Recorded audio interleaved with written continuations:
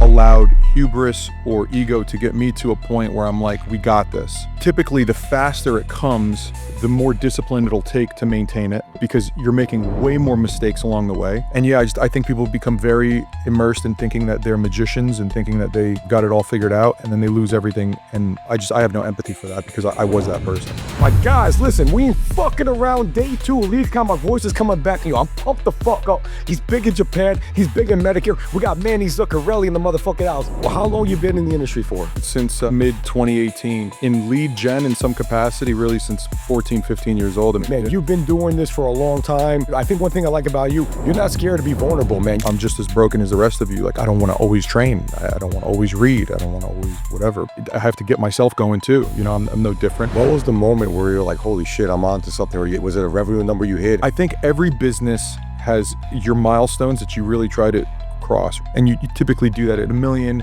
and everybody's always excited to break 10 million. But we went from like 5 to 35 like in a year. We have some seasoned people in the industry that know what Health IQ was. Yeah, I heard some horror stories, 7 figures. I heard your name was one of a bunch of people. And then, you know what, honestly, for someone to take a hit like that and still come out stronger than ever, that's a testament to you. But can you explain exactly what happened? I want to like look at this camera while I say this, because I really want people to understand this. We had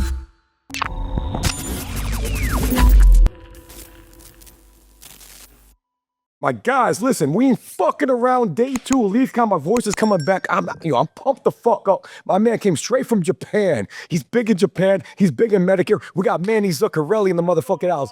Good seeing you. See you, brother. Good to see you. We did a short interview at Lead Gen World, right? Yeah. That shit was fantastic. We got a lot of great engagement on that. I'm glad we're going deeper on here because, man, you've been doing this for a long time. And, you know, I think one thing I like about you, we just interviewed with Miles Sullivan right now. He talked about being vulnerable and being transparent. And I think that from that time I've known you, and I think anyone can say that knows you, you're not scared to be vulnerable, man. You've had a lot of really high highs, you know, a lot of low lows, right? And yeah, bro, I've seen you spoke at, I think, what was it, Medicarians last year. You talked about the ride up, but it's going to come at a cost. You talk about some deep shit other people don't talk about, man. So I'm fucking pumped to have you on the show, man. Thank you, my man. Thank you for having me. Yeah, it's going to be good. So I don't know where to begin, man. You just came from Japan. I always start with Japan. I guess let's start with Medicare. Let's talk about leads. Let's talk about quote velocity. Yeah. How long you been in the industry for? So QV really since mid-2018. In lead gen in some capacity really since 14, 15 years old. I mean, 06, 07, or even earlier than that, 03, generating really mortgage leads at the time. As a kid running traffic. Wait, what got you at that? What piqued your interest? I'm 14, 15, going to do mortgage leads. Yeah, so it didn't start in that. It started in other verticals, but what really had happened was a friend of mine came over, and at the time we had what they were using really were like AOL mailers. So he comes over, and I had never done any online marketing in my life, and he brings over this piece of software. He's got it, tells me about it. He brings it over like on a disc or something. I don't even remember exactly how it worked, but he loads this this VB6 piece of software, which turned out to be essentially like a chat bot, onto my computer, and he's like, just let this thing run and it'll just like log into accounts and it'll do its own thing and then drop messages into these chat rooms. And man, I remember it like it was yesterday. I woke up in the morning and he connected me with the network at the time, and it wasn't really a whole lot different than it is now. It was just these were AOL chat rooms.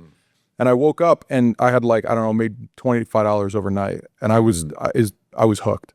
I ended up turning my room into like a little server room because things weren't really, you know, in the cloud back then. Usually what you had was you had computers or whatnot in your bedroom connected to KVM switches so that you can kind of rotate through the different desktops of each device. And yeah, man, my house turned into a little bit of a server room because I quickly realized, okay, I could just invest the money in 2 or 3 of these machines or 4 or 5 of these machines and just keep kind of duplicating what I'm making here. So I was a fucking kid, man. Looking back on it, I'm proud of what I did. I was off the grid for a while. My friends were upset. Manny the Hermit doesn't come out of his fucking house. But I was just like amazed at this whole world, this whole online world.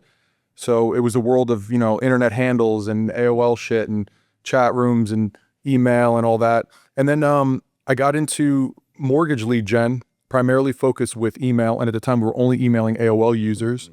which was difficult even back then. So the quality of the user would be like you penetrating Gmail now, right? So like it was just a higher quality customer.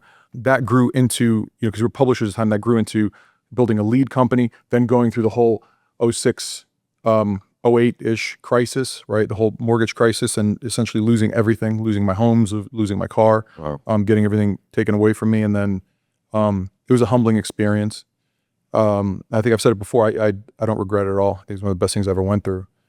Then from there, started another network, which was really just us building. I mean, it was pretty amazing. We were building technology to provide to affiliates to allow them to scale campaigns faster, and then sort of locking them to the campaigns that we wanted them to run.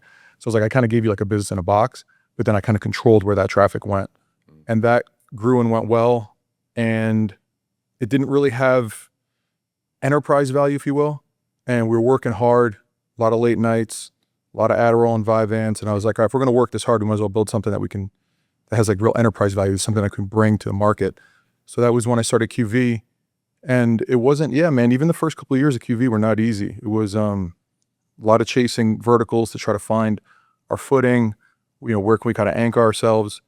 And then Medicare really was just an alignment of stars. It was, I'd brought in a great team. So, I got started, it was myself and a partner. He left after a few months, and then it was just me. I brokered calls through late 2018, right around early 2019, brought in Rich, Joe, a few others to come in and help out. And they really, just the culmination of talent in different respective areas was really what helped us. It was just building a great team. I mean, I'm one person, I'm only capable of so much. They really helped make it happen.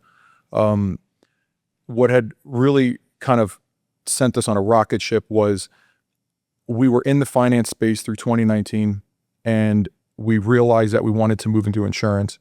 So we started to cultivate some of the Medicare relationships, which at the time really everything was focused on Medicare supplement. And those relationships that we had been working on in 2019 kind of matured right around the time COVID hit in March of 2020, as did building the media team internally, as did just COVID itself. Was for us, it was like a launching pad, because you had seniors that were home. They were concerned about their health. They were responding to everything, right? So if we sent direct mail, they were responsive. If we served them digital ads, they were responsive. The plans became very competitive. All the benefits started to roll out. I always say this, and Rich always, jokes about it, but we really, I think, candidly, I mean, we've stood on the shoulders of the giants of the carriers to run our business. It's just the reality. I always thank them whenever we're with them. The reality of that doesn't escape me for a moment. That because these plans became so attractive, we were able to leverage a lot of that in our marketing, compliantly, but we were able to leverage it in our marketing.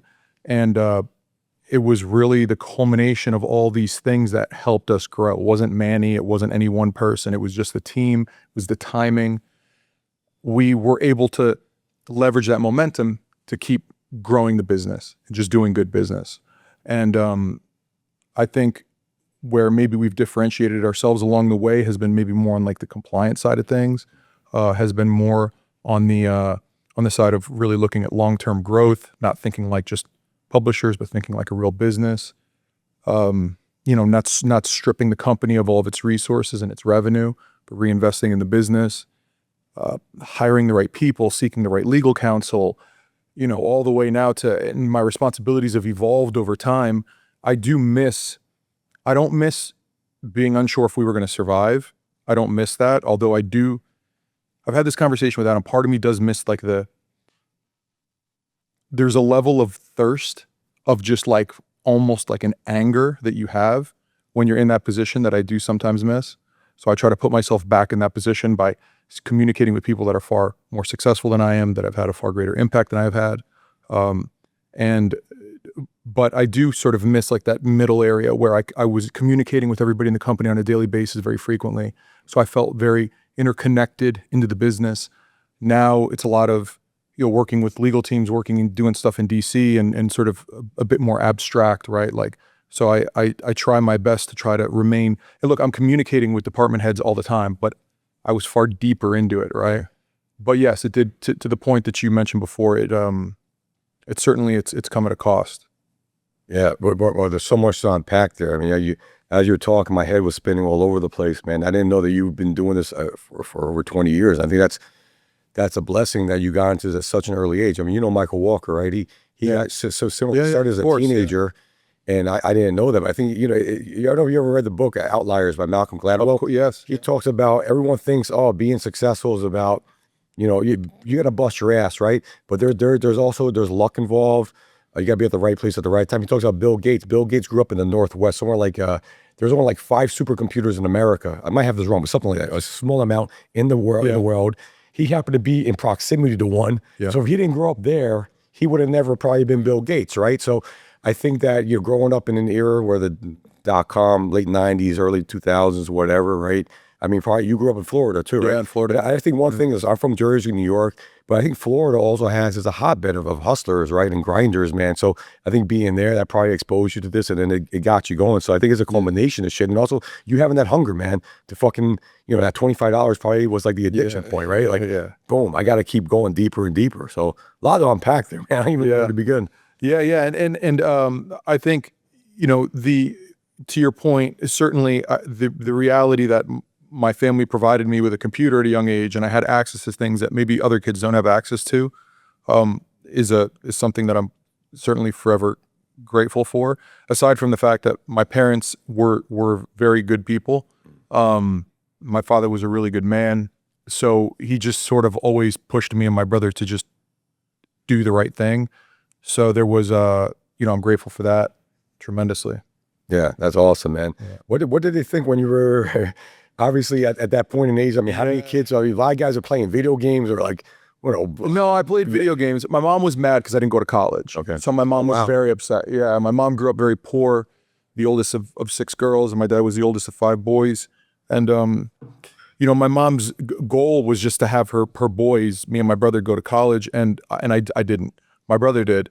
I was like, I did 1 semester of college, and I came home. Well, my teacher actually told me we had to write something, and I actually wrote something at the time. I already had a business running, and I shit you not, my English teacher said to me, like, if this is what you have going on, you probably should just pursue this, because you clearly are not. Yeah, because I made it. It was easy to tell. I wasn't a good student. I'm an amazing student of things that I want to learn, as most people are. We all have some degree of selective memory and whatnot. But I remember going home and telling my parents, like, look, I'm already doing this thing. I'm making money on the computer. I don't want to sit in college. Like, I'm not going to be a doctor, which if I had the choice, it would have probably been med. But and my parents had it out a little bit over this thing, because my mom was very upset, and my dad was like, look, let him pursue what he's doing. He can always go back. He can always, and my mom was just heartbroken over it. Obviously, once she saw things materialize over time, she's like, okay, right before my mom died, I was essentially able to buy her, do whatever I needed to do for her and my father, right? So she saw that it all worked out, but she was certainly heartbroken about it, because they grew up with nothing, right? So, like, to then see that you can afford to have your kids go to college and you don't. But it was beautiful. I loved it. I loved my years as an affiliate. I loved my years as a mailer. I loved, and the years that I spent, and as I still do, making, a ton of mistakes and trying to run a business and to learn. I feel like every season is some sort of new learning, right? Like, be it painful with the health IQ thing, be it joyful with how some of the years have gone. But the one thing that I think I have not allowed to happen is I have not allowed hubris or ego to get me to a point where I'm like, we got this. Like, we're good. We got this all figured out, like never. You look at typically the faster it comes, the more discipline it'll take to maintain it, right? Because you're making way more mistakes along the way. The reality that what ends up happening is, when you start a business, you pour all your time into this thing and your heart and soul into it, and it doesn't move, right? And I explained this when I talked to Adam, and then it sort of starts to take off, and then it goes. And then what happens is most people very quickly forget, once it starts working, all that time that they spent building it, like all the time that you invested where you were looking at every little thing and you were super meticulous about every aspect of your business, you kind of start to forget that because now there's a momentum that's coming. And usually at that point, people become so, I don't know if it's ego or if it's just immaturity, but they get to a point where they forget what kind of got them there.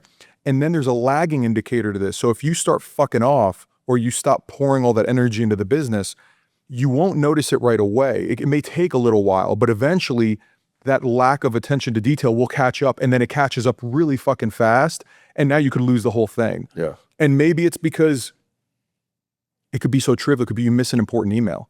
It could be that you didn't take an important meeting that you would have taken before. Does that make sense? Yeah, 100%. And I am so fucking scared of that happening that I try with every ounce of me to not allow that to occur. Because I don't want to be that guy. Because that happened to me when I was in my 20s with the whole mortgage thing. Because I'm like, this is never going to end. Like, you know, we're killing it, and I'm a kid. And then it did, and then, you know, it's embarrassing because you're way up here, and then you just crash below. I mean, dude, I had creditors calling my aunts and my uncles to find me. I'm just fucking terrible. And so when building this company, I was like, I realize how fast it can end. And I don't think enough people realize how fast it can end. Like Bear Stearns went out of business, right? It's like, it just doesn't take a lot to lose a company. Like it can happen very, very fast. It can certainly happen a lot faster than it took for you to build it. And the crash is going to hurt that much more if you've made it quite high. So, you know, because you've built a lifestyle around this income, and you've built, you know, you have a team, and now you're responsible for people. So if I ever get to a point where I feel like I'm kind of losing touch with the business, or I'm losing some form of proximity to it because maybe I'm too immersed in some aspect of the company that isn't tethered to like the lifeblood of the company, then what I'll do is I'll call like Melissa at the call center, you know, and Mel will be like, yeah, we just had this girl who was in you know, a domestic abuse shelter with 2 kids. She just went and bought a house. And then it's like like all I need to hear. And it's just like an instant reset. Like even if I'm just kind of losing any aspect of what's going on in the company, or maybe I'm not having a week where I'm really dug into it, and then that's all I need to hear. And she kind of knows that now. So I rely very heavily on my team. I mean, we're only here because of the team. And yeah, I think people become very immersed in thinking that they're magicians and thinking that they've got it all figured out, and then they lose everything. And I have no empathy for that because I was that person. Yeah. I was gonna say, but that experience when you were in, I was 6 of that was a blessing in disguise, right? Yeah. And you never, that pain, you still remember that feeling, and I feel like no matter how successful you become, you always gonna remember that, right? That's awesome. Yeah, it was tough. It was tough because my parents, you know, they were lower middle class people, and they were trying to help me survive at the time, but I didn't want to take anything because I was like, let me go through this. You know, it was a difficult experience, but it was worth every moment of pain, and even all the time that it took for me to get out of it. I try to constantly check myself. I started 75 Hard, you know, just recently with Matt in our office. So if I kind of notice that like I'm off course or something, I'm not reading enough, or I'm kind of falling off somewhere, you know, because from the outside, you know, people look at me and they think, you know, but like I'm just as broken as the rest of you. Like I don't want to always train. I don't want to always read. I don't want to always whatever pray or what. It's just, you know, like I have to get myself going too. You know, I'm no different. So I try to remain in proximity to people who are significantly more, not just financially successful, but just living better lives. Like they've got good marriages. They run a good company. Their team respects them. They demonstrate good leadership. So I try to remain. I'm part of the Arte Syndicate, and I go to St. Louis sometimes.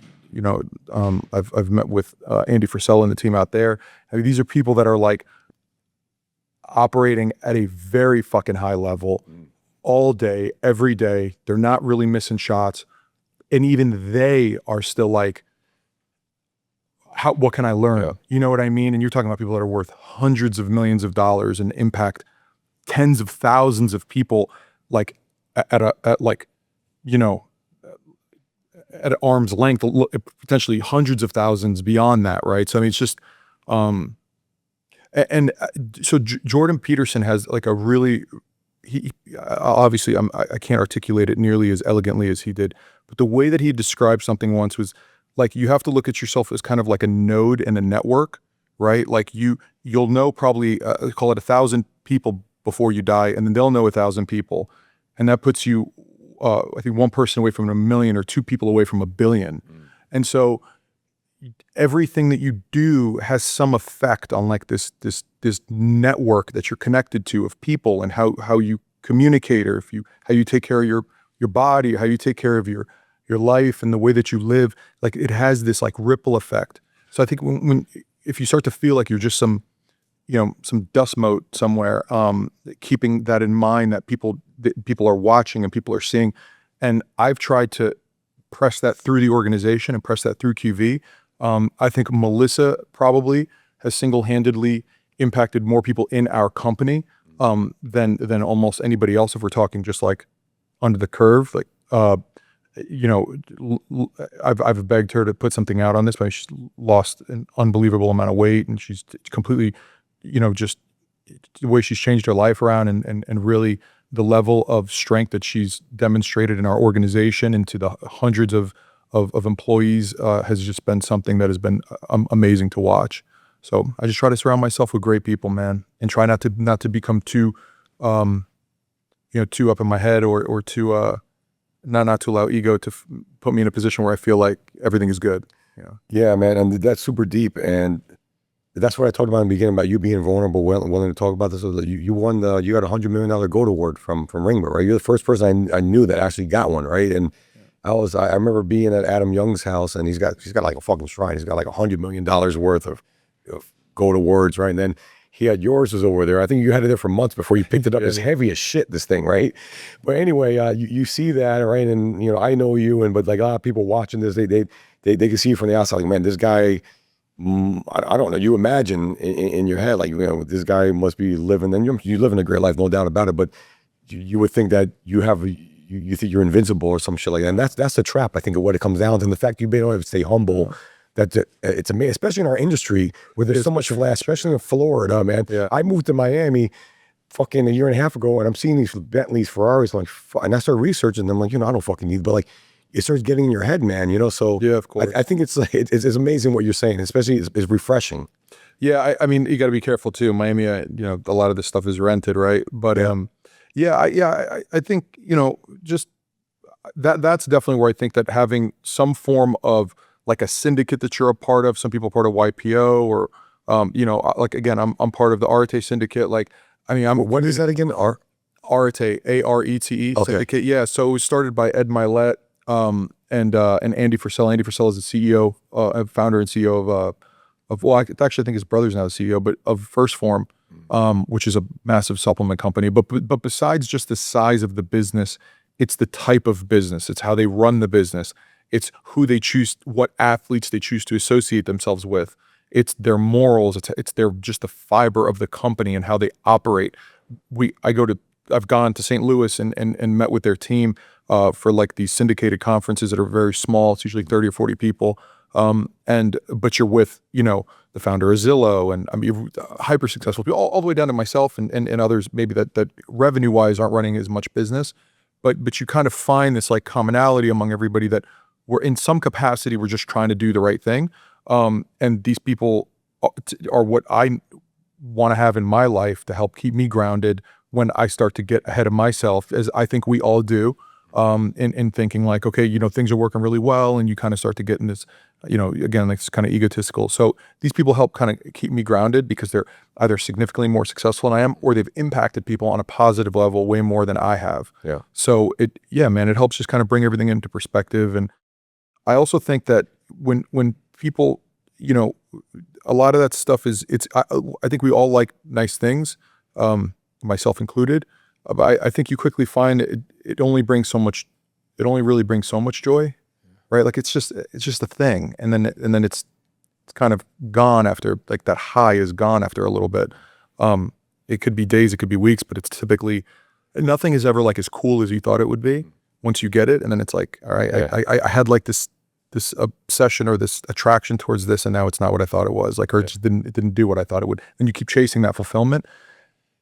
And that could be very bad, especially in a place like South Florida. Oh yeah. And I think that fuels a lot of rented lifestyles, where people, instead of doing that, probably could be building real generational wealth with what they spend, and probably live a much better life for themselves into their later years and for their kids and for their grandkids, and actually really have something that matters. For me, I mean, aligning with good people and people with the right intentions, both in the company and outside the company, has been critical. I love it. And it sounds like, I follow your social media. I see that I think you took the team to Mexico recently. Yeah. We went to Tulum. Yeah. That was, that was interesting, because anybody who's ever been to Tulum, I had to have like a conversation with them in advance and be like, all right, we're kind of like, we have to, and how do I put this?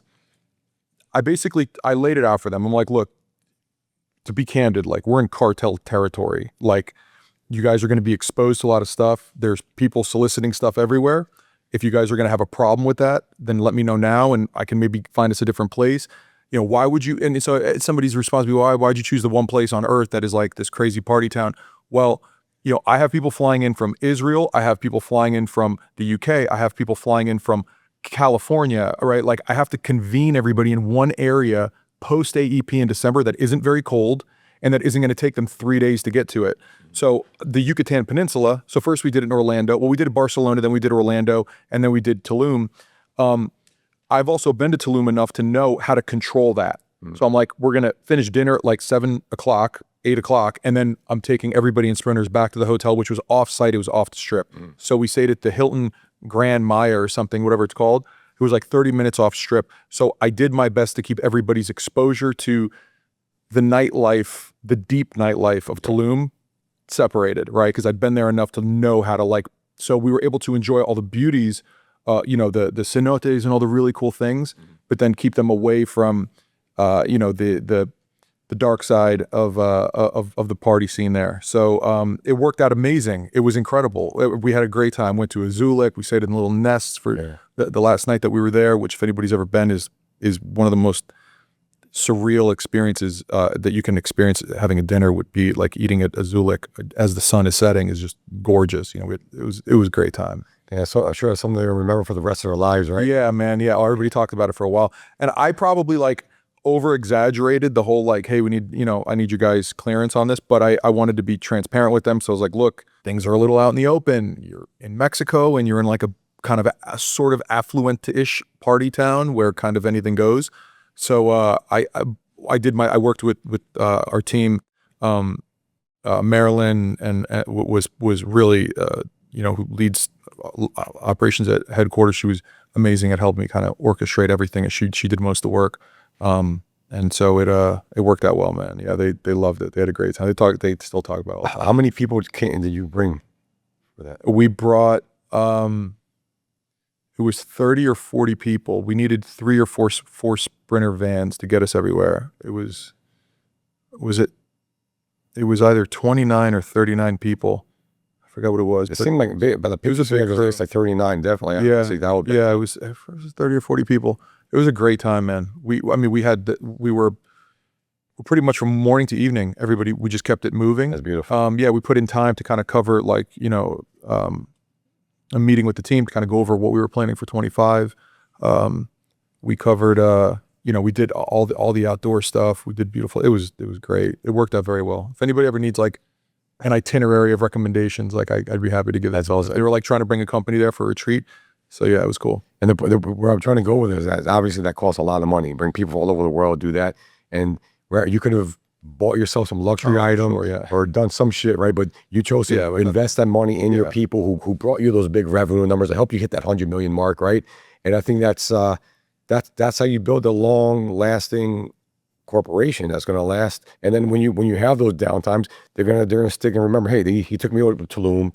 That vision. You knit this culture that's you can't pay for that. That's something you got to build. No, and that's where for what we spent going there, I would have. It's invaluable to have that experience with your team. We I think knitting that into the organization, allowing them to really understand how much they matter is much harder remotely. Like building a culture remotely is very hard. Yeah. And it's very easy for I hate to use this word, but for like sort of a cancer to spread, right? Like a disease to spread within the organization, be it animosity or whatever emotions can drive negative, negativity through a company. And so I think it's very difficult to keep. If it were up to me, we'd go every quarter, right? But it's hard with that many people. Logistically, it's quite a bit of work. I wouldn't trade it for anything, man. I mean, the everything, the feedback, the time that we get together, and I really commend the teams that are capable of keeping a very, very strong remote culture. I think Adam's done that very well remotely. Like Excellent job. yeah, it's hard, man. It's hard. Like when I look at people who run a business where they have everybody under one roof, I'm like, I would kill for that, but I can't. Like we're so decentralized at this point with a lot of people, like I said, in Europe and in Israel, and then all spread throughout the U.S. We've got even especially with the call center. I mean, remotely in the U.S. through the Midwest and whatnot, through the United States, you're talking hundreds of people remote. But everybody, I mean, Lonnie, director of engineering, I mean, everybody's just sort of spread throughout the country, at least, let alone, across the globe. And it's, yeah, I wouldn't really know any other way to operate at this point. Like if I had the choice to bring everybody in, I would, but I've accepted how we've grown. Like I said, we grew through COVID really. So we kind of grew remote. Yeah. It wasn't like, and I don't regret it. I don't think it would have worked doing it any other way. But yeah. There's a new endeavor called Roofs in the Box. It's just, man, from day one, it's taken off. When I first started getting into the roofing industry, what was happening was my fixed costs were always there. And so for me, I was looking at how can we kind of, one, save on these costs, and then two, how do I not lay people off during down times? But also maybe even the ability to pocket more money during the slow season or even the peak season. Since we've done this before, like with our lead gen companies where we have virtual staffing and from Argentina or Colombia, I'm like, why don't we do the same thing in the construction business? Now, once we figured it out, so we reduced their fixed cost by 70%. And so now during the downtime, they have real seasoned veteran type of players, but during the uptime, they pocket 70% of their operational costs are now going back in their pocket. And then when it's time to scale, they have the back end prepared, already ready to go to help them like lift off. Depending on what state you're in, you're averaging about 12.5% on what you pay out on taxes, insurance, all the different insurances that you have to pay out, right? So yeah, you don't have to pay out unemployment, you don't have to pay out FICA insurance, Medicare, Social Security, the things that business owners have to eat. Roofs in the Box is not just limited to roofing or home improvement companies. You can use it for any services, right? You can use it for IT. We use them internally for data sales, for hygiene, for analytics. It doesn't even matter what the vertical is. It's like business in the box at the end of the day. Pretty much, yeah. So let me ask you something, right? We talk about the $100 million Gold Award. Obviously, you put up some big revenue numbers. What was the moment where you're like, holy shit, I'm on to something? Or was it a revenue number you hit and like, damn, and then you're it's funny. When we weren't losing money, like when we weren't losing money was when I was like, oh my God, like this might actually survive. So how long did it take to get, how long were you losing money for? Like probably a year and a half. How much do you think you lost in that period? You know what the number was? No, because what happens, we'd lose, we'd gain, we'd lose, we'd gain. It was just very, very, it just wasn't consistent. But it's frustrating as you're going through that. And there were a lot of times I was like, why the fuck am I doing this? Why don't I just go back to what I was doing? I could have gone back to what I was doing multiple times. My wife kept me out of doing that. Nice. Oddly, because she's the one who probably took the biggest impact of me starting the business. From a time perspective, my family for sure. I never, along the way, I never really was like, oh my God, we made $1 million in a month. Oh my God, we made 30 million a year. Oh my God, we made 90 million a year. Oh my God, we made 130 million a year. Oh my God. Like I never really had those moments. And maybe that sounds weird, but I guess because like I said, I'm constantly like, I need to make sure this machine keeps growing. So is it good? Yeah. And am I grateful? Yeah. But it doesn't quite feel like, I think every business has your milestones that you really try to cross, right? So you start a business and you just don't want to fail. And then it's like, okay, we'd love to break $1 million a year in gross revenue. Like that's just kind of like a number people have. And you typically do that at $1 million, and everybody's always excited to break 10 million. but we went from like 5 to 30, you know what I mean? Like really 5 to 35, like in a year. So I didn't really have that. It just happened. And then we were working so fucking hard that I didn't even take a minute to appreciate it. And then I guess I remember reading once, it's like the percentage of companies that break 100 million ever, let alone doing it in a span of, 4 years or whatever it was for us.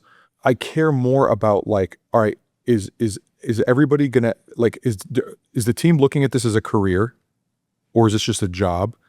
Do we have any indication that this is going to continue, or is this just a fucking phase? Right? Like that's kind of more of where my head is at. Is there a growth path for the people that are in different positions here, or are they just kind of going to be stagnant? Like, do I not have something for them to grow into? Because then I'm probably going to lose them. So it isn't that I'm not grateful. It's just that I'm constantly looking at all the things that can just go wrong. Yeah. And honestly, it really, and I'm constantly like, man, well, this person in this particular role, like I don't really have something for them to advance to yet. And that makes, and it took me a while to realize this, but that kind of makes sense because when you're growing that fast, what you're really trying to do is manage just this machine that's moving very quickly without just spilling leaves everywhere. The thing that we did wrong was we overspent in a lot of areas that we probably didn't need to. And it's kind of sloppiness along the way of dumping money in different areas that probably won't provide the right return. The one thing we didn't do wrong is we didn't chase every shiny object. So like we stayed focused on what we stayed focused on. So everybody I know went into 10 different verticals and did 8 different things, and all of them are okay at everything and they're not great at anything. Whereas like if you enter this space and it's like, okay, where do we go for Medicare calls? Yeah. Like it doesn't. So that happened to us in debt. So when I started running debt, so many people got fucked in debt, man. It's crazy. Right. Yeah, but I still have people contact me asking me if we're getting back into it. Yeah. So we became really good at a really shitty vertical. And even though we didn't make money, we still gained a reputation there. And then when I went into Medicare, we basically did the same thing. Now, we obviously did on a much larger scale in Medicare than we did there. But yeah, I know I kind of derailed into a few different topics there, but it just we certainly stayed focused on what we do best. We didn't go do what everybody did. I didn't go to open agency, right? I mean, we certainly could have opened an agency. We didn't. We stayed focused on, I know a lot of people that did that then had to close it. Yeah. And it's not to say that maybe we wouldn't have succeeded at it. It's just we kind of stayed true to our core and stayed true as a media team. I didn't love the idea of competing with my buyers either. Like I didn't really love the idea of that. But yeah, man. I mean, good decisions along the way, bad decisions along the way. Obviously the health IQ thing was fucking very difficult. Yeah, let's talk about that too. Bro, that was really hard. Yeah. That was a really bad decision of extending a lot of credit to a company that, okay, they're backed by Andreessen Horowitz. What's going to happen to them? Well. Yeah, I know. For everyone that doesn't, let's explain that, because I mean, we have some seasoned people in the industry that know what health IQ was. Connecting the dots, a company. I mean, what was involved in that? Luckily, we didn't get screwed by them. But yeah, I heard some horror stories, 7 figures. I mean, I heard your name was involved with a bunch of people, and then honestly, for someone to take a hit like that and still come out stronger than ever, that's a testament to you. Because a lot of people, that was like a fucking hit with a bomb, man, and like a lot of people wouldn't have gotten up. So can you explain exactly what happened? Yeah. So, and this is all public, so it's not. But Health IQ is around for almost, or maybe even about a decade before they went under at the end of 22. They were VC backed by Andreessen Horowitz, which anybody who knows Andreessen Horowitz are an amazing VC fund. They really got started off as a life insurance company, and I actually thought that their model was amazing. What they would do, and I maybe butchering this a little bit, but essentially, like if you think about when you offer life insurance to somebody, at the moment you put everybody through the same couple of questions, and then they run through some labs or what have you if need be. What they would do is they would say like, okay, it isn't fair that we're charging 2 different males, two different individuals, let's say 2 different men at the same age, the same rate if one of them lives a much healthier lifestyle. So putting aside BMI and like obvious indicators, what they would do is they would say, okay, what do you like to do? Like, are you athletic? Do you engage in any form of fitness? And you would say, yes, I'm a runner. And what they would do is they would put you through questions that only a fucking runner would know. So are your feet supinated or pronated? Like, so, and they would Crazy. wait to see how long it would take for you to answer the question. And then if you answered it accurately, they would give you a better rate because they know that you actually are a runner. So your morbidity would be lower than somebody stagnant, even with the same BMI. So it was actually, conceptually, it was actually very, very cool. For whatever reason, that didn't work out very well for them, or sort of concurrently, they started to grow a Medicare business. And we were one of their vendors, and we became their largest vendor. What we didn't know was that going into AEP of all times of the year in 22, that they were that they had a lot of issues. I mean, they obviously had financial issues, and they were, for all intents and from what we know, perhaps were not. They certainly should have been spending the amount of money that they spent, and we extended a lot of credit to them, and essentially, I'm at like multiple seven figures. yeah, we ended up at 6.9 million. Wow. That they essentially stuck us with. Wow. So it was fucking devastating. It occurred essentially, we were in Barcelona. It was the first year that I had brought the team out for like a retreat, and we found out while we were out there that they were essentially going under. I spent my company retreat on the phone with like attorneys trying to figure out, like, is there any way for me to recoup this money? And this is all public. You could see this. I mean, we're the case is not over. Like, since then, like we're still so pursuing it. And everybody told me, people that I admire and people that I respect, people that I look up to, said to me, don't try to go after them because you're just going to spend good money after bad money. And so I take everybody's advice, then I kind of leave and distill it. And I'm like, so essentially what you're asking me to do is, because it wasn't just like me that got hit. Like, the media team took a fucking bath because they're paid on performance, and we now just didn't get paid all this money that we were owed. I mean, across the board, everybody got hit. The only people that essentially didn't get hit, which, to just show like Rich's sincerity, was the call center. And at one point, Rich said, like, well, we got fucked bad and we just lost all this money, but at least like the agents at the call center made money and they were able to feed their families over the holidays, because all of our call center agents, we still paid. But the advice that I got from everybody was not to spend good money after bad money, because we were going to be in a situation where we're going to spend millions of dollars fighting them legally and probably never get it back. But what you're basically asking me to do then is to essentially have somebody kick us in the fucking face in the form of what could only be described as fraud, because obviously you guys knew you couldn't afford this, and we have these allegations in our lawsuits, you could see it, and then you want me to just fucking lay down and let these guys go and start other companies and do other things, and that's it.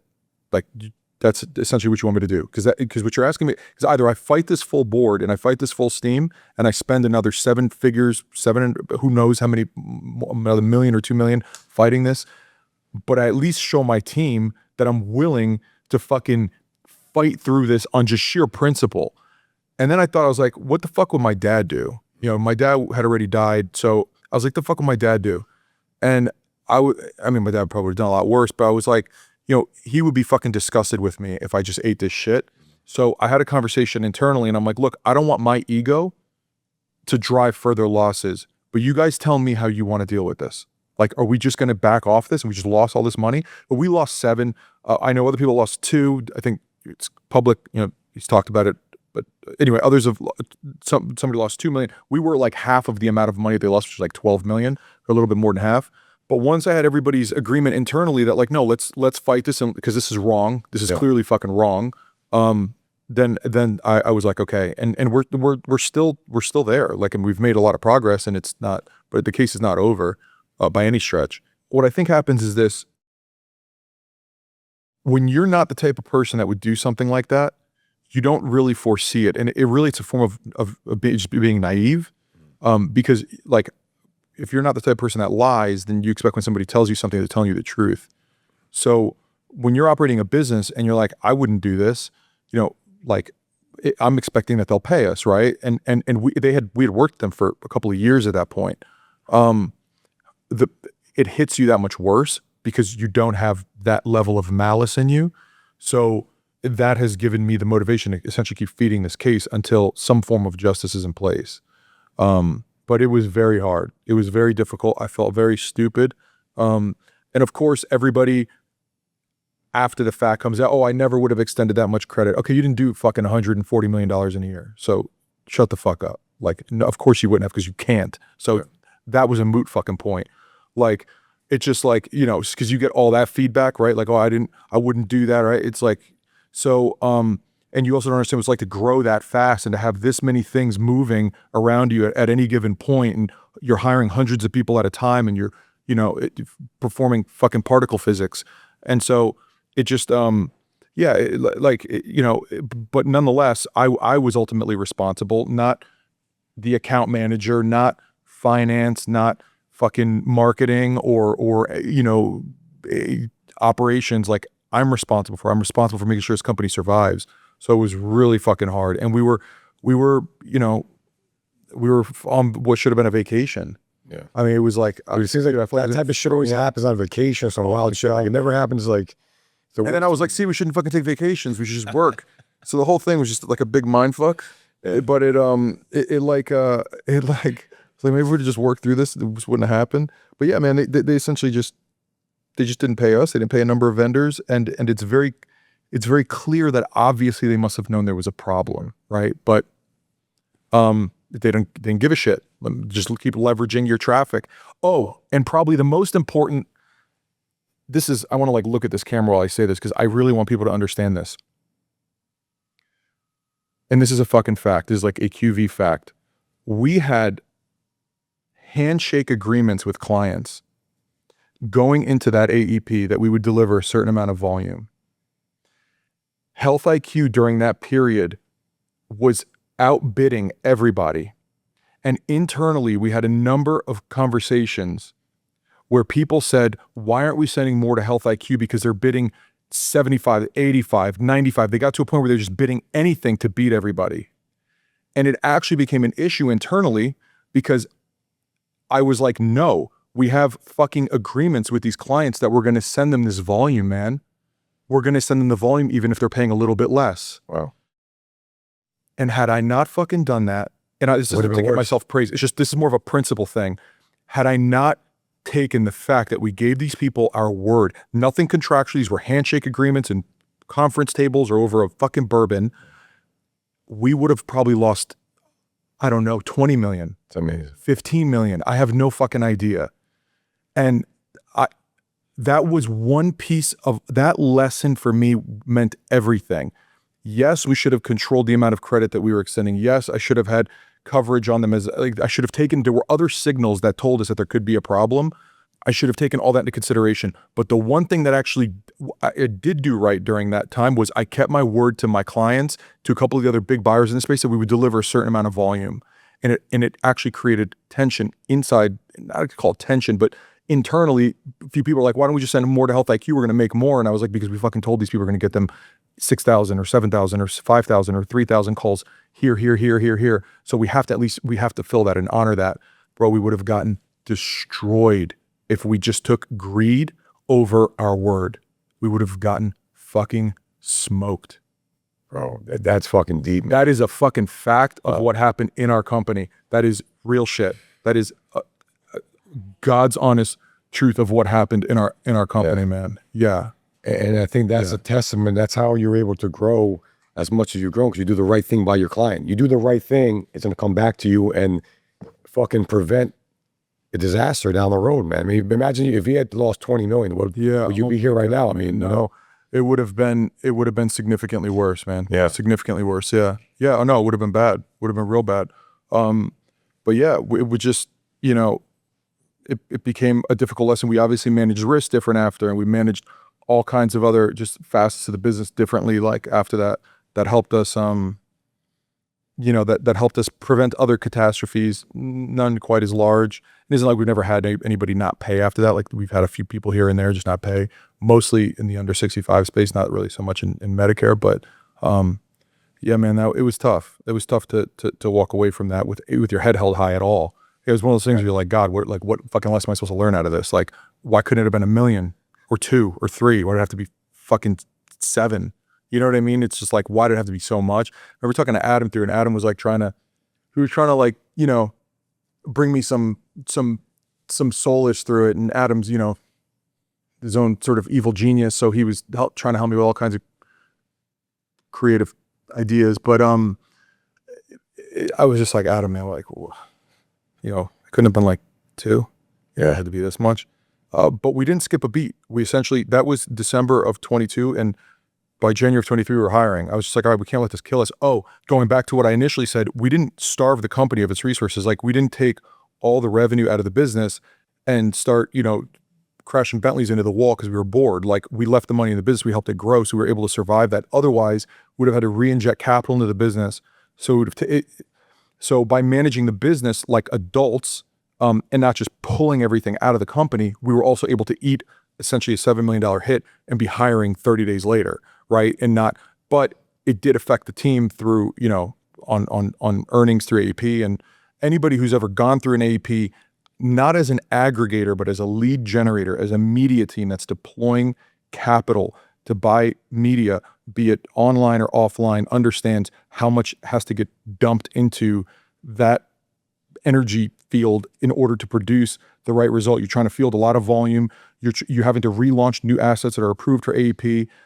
You're dealing with buyers that are running their own media and advertising, so they're pausing on a fucking Monday when you have mail dropping across the nation. Like, it's just it's a fucking circus. So like, to then have to go through all that for whatever it is, 7 weeks, and then essentially lose it all is just a bitch, you know? So it just hit everybody emotionally on some level, but never once did they blame me for it. Bro, I fucking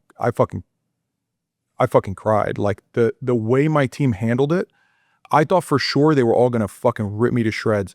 Never once did they point the finger. Not one of those men said anything. They just were like, okay, how do we just make sure this doesn't happen again? And they all just went back to work. And I said this to Adam, I almost wish that they would have thrown some fucking heat at me, because I'd be like, all right, I deserve this. Like, I deserve to have to eat all this shit because I'm the one who made this mistake and I'm responsible. And they never said anything. They didn't point a fucking finger. Dude, it was fucking, you know, it just, yeah. It would have felt better if they fucking smacked me, but they didn't, and it almost hurt more. You know what I mean? Because it was like, they didn't place blame. And so from that point forward, I was like, these guys are absolute fucking killers. Like, you know, they all lost a ton of money because of my lack of proper leadership and my lack of controlling risk better. And they never blamed me for shit. Yeah. It was fucking hard. You know, at the end of the day, man, I appreciate you sharing that. That's a fucking, you know, deep. It's real shit, man. I can see your tears coming up, and it's like, it's a testament to you as a leader that you were to navigate through those times, and fuck, a lot of people wouldn't have been able to do that. And I think also you read these stories about, you know, would you think 20 years ago, you went to the mortgage thing, right? Well, I'm gonna get burned $7 million. You probably think you'd be homeless or some shit, right? But look, you're still going strong. You still fucking, you know, recognized as a leader, thought leader, and you're still fucking pushing along, man. I mean, it's something to make. Yeah, I mean, off the momentum of the whole team, and you know, like I say, I'm one dude, you know. So, and I get checked regularly by the team, and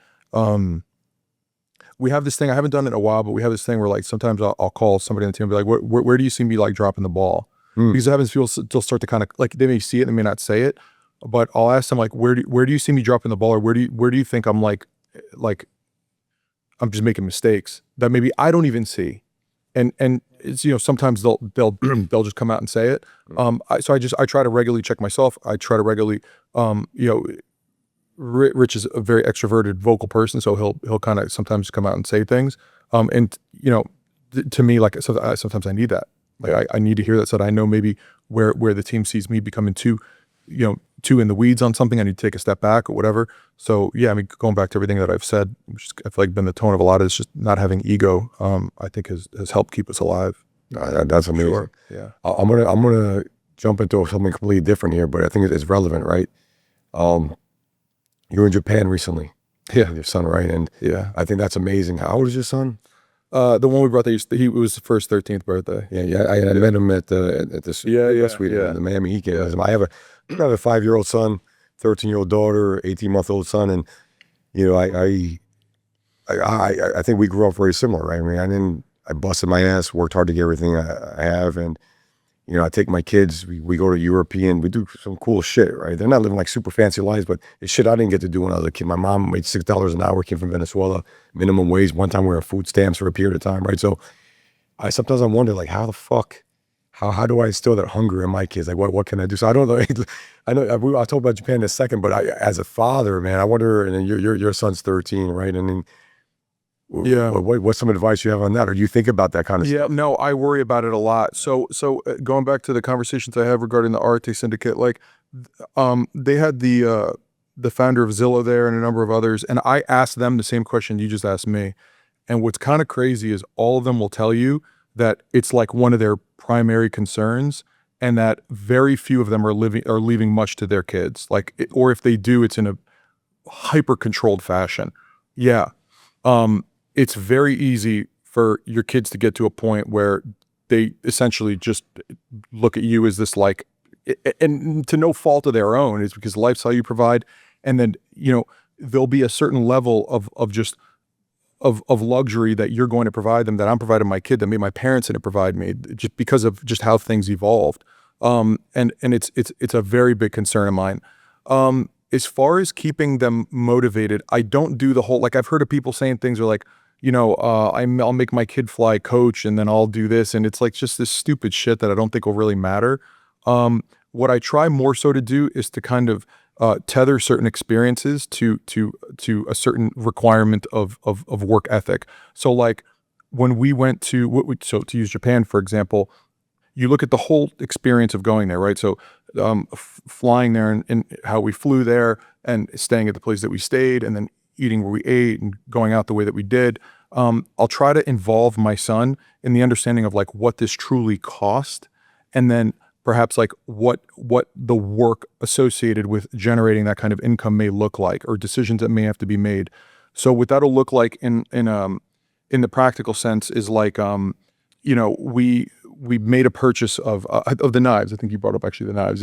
Yeah. So like, I'll try to involve him on the economics of like why we would spend this much on a fucking set of knives in Japan. And it's because we're saving money because of the exchange rate. And I'll pull up the exchange rate with him so he can understand that this is actually time-wise a good time to spend this amount of money on this sort of item. So I'll try to involve him on some level on the economic side of it.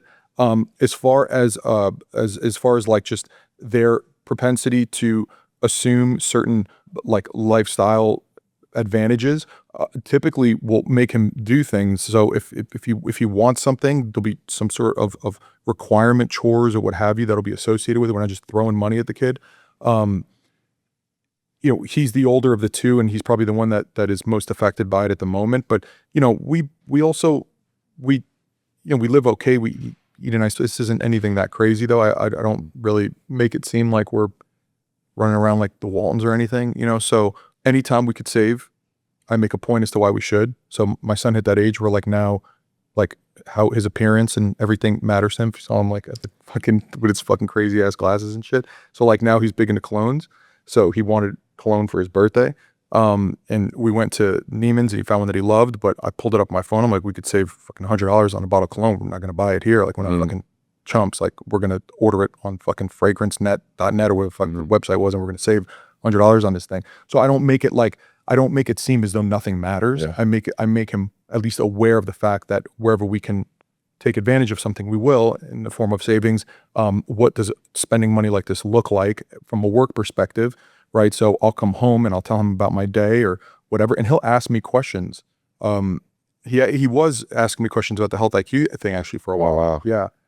Did he see you were, why did he see you were stressed? Yeah, he did. Yeah, of course, because he heard me talking about it at home and stuff, and so he obviously understood like there was a problem here. He does. He's there a lot of times when I'm giving some sort of gratitude to team members, so he sees that I'm grateful for where we are. So he does see that a lot. I could show you guys a video after of him actually thanking my team years ago. Nice.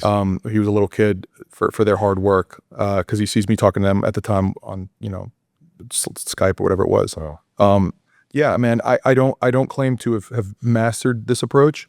I think more than anything, I think just keeping them educated on money in general is important. So I started a little portfolio for him. He invests in little stocks through Greenlight, little things like that so you could see. So sometimes we'll pay him for chores. We'll pay him half in cash and half in stock.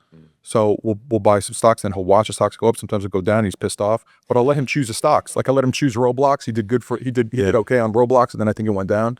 Yeah, little things like that, just to treat him like an adult, and not just like the dining thing and all that.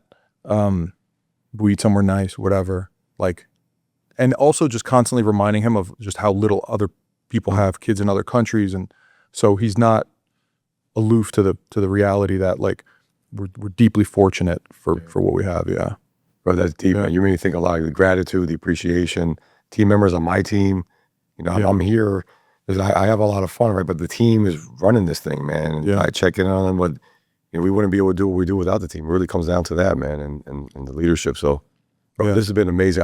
We got to talk about Japan.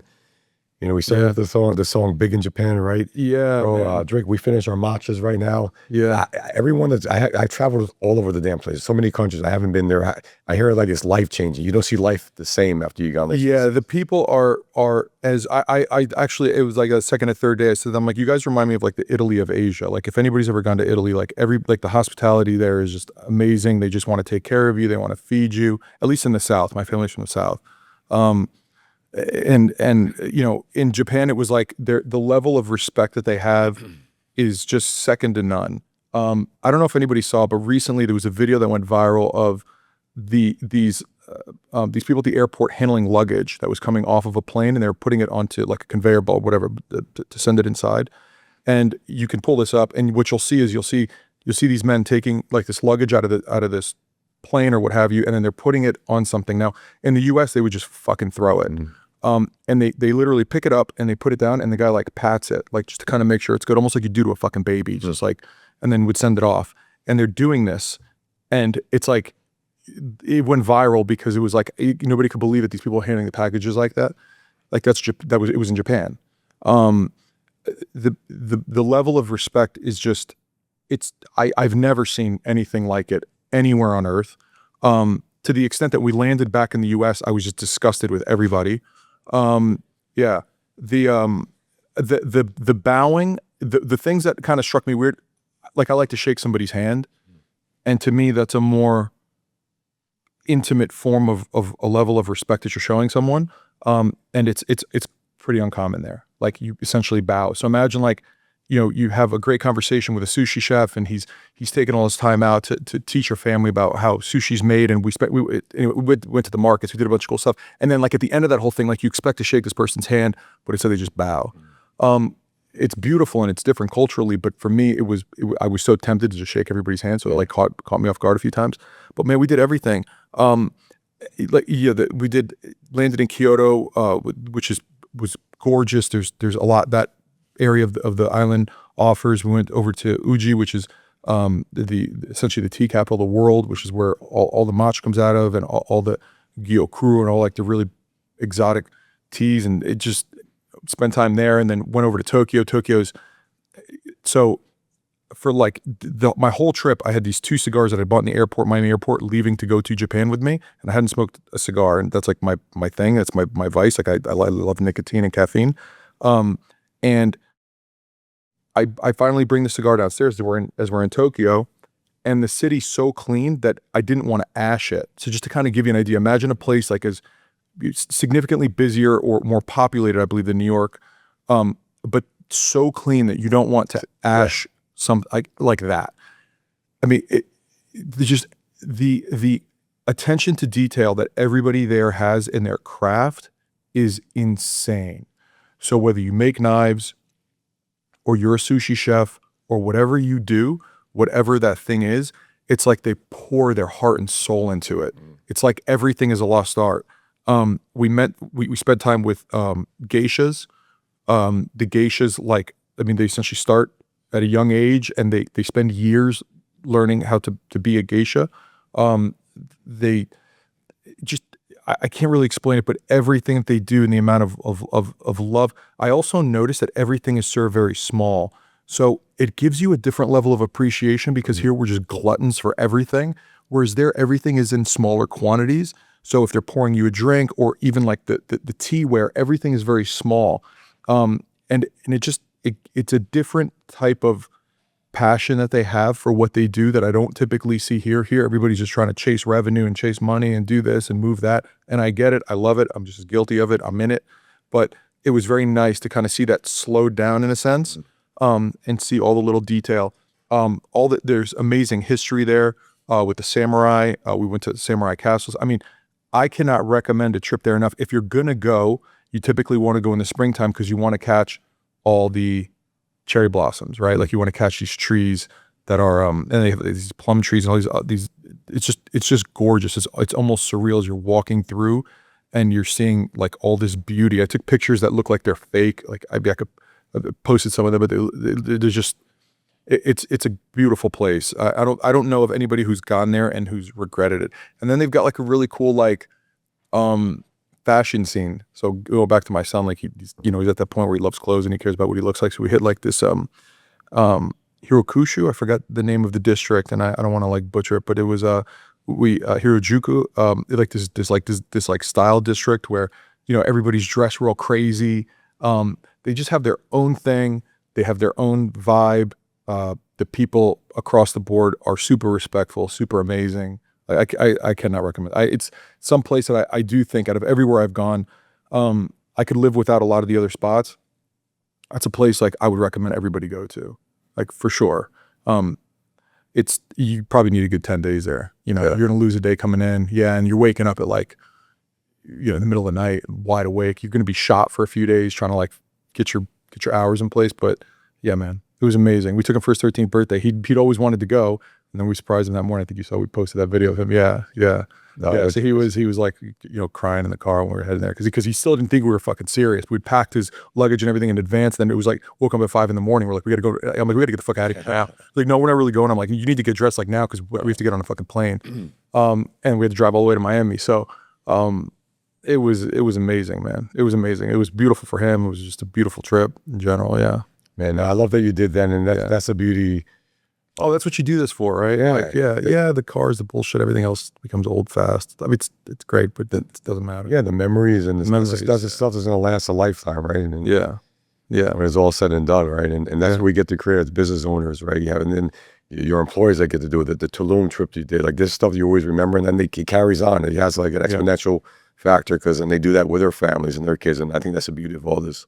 Yeah, and you get, my team is very good about being gracious. I mean, I don't think anybody really is, everybody's always expressing some form of gratitude. I always make the point, like I said, I did a semester of college. I don't have like degrees or have anything to show for that. But what I do have is that essentially the entire area where I work is just covered in notes. So some of them are just Skype messages that I printed. Some of them are handwritten letters that I received. Some of them are birthday cards or other things or what have you that people have sent to the office. And I have that all over my wall. And that to me is worth far more than any Harvard degree or any form of degree ever. It's just all these handwritten letters or typed up letters from team members that are just like expressing some form of gratitude. Like, I was in this spot, now I'm here, or even just like, thank you for providing me with a place that, I can go to feed my family, and you guys take good care of us.